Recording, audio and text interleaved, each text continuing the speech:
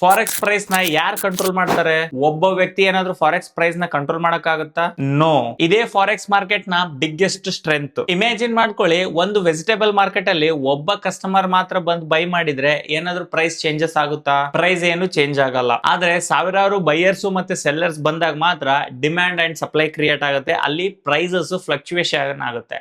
ಅಂದ್ರೆ ಬೈಯರ್ಸ್ ಬೇರೆ ರೇಟಿಗೆ ಕೇಳ್ತಾರೆ, ಸೆಲ್ಲರ್ಸ್ ಬೇರೆ ರೇಟಿಗೆ ಕೊಡ್ತೀನಿ ಅಂತ ಹೇಳ್ತಾ ಇರ್ತಾರೆ. ಫಾರೆಕ್ಸ್ ಮಾರ್ಕೆಟ್ ಕೂಡ ಸೇಮ್ ಇದೇ ರೀತಿ ವರ್ಕ್ ಆಗುತ್ತೆ. ಒಬ್ಬ ವ್ಯಕ್ತಿ ಫಾರೆಕ್ಸ್ ಪ್ರೈಸ್ ನ ಡಿಸೈಡ್ ಮಾಡಕ್ಕಾಗಲ್ಲ, ಎಲ್ಲರೂ ಸೇರಿ ಮೂಮೆಂಟಮ್ ಕೊಡುತ್ತೆ. ಲಕ್ಷಾಂತರ ಪಾರ್ಟಿಸಿಪೆಂಟ್ ಸೇರಿ ಪ್ರೈಸ್ ನ ಮೂಮೆಂಟಮ್ ಕೊಡುತ್ತೆ. ಹಾಗಾದ್ರೆ ಫಾರೆಕ್ಸ್ ನಲ್ಲಿ ಯಾರ್ಯಾರು ಟ್ರೇಡ್ ಮಾಡ್ತಾರೆ?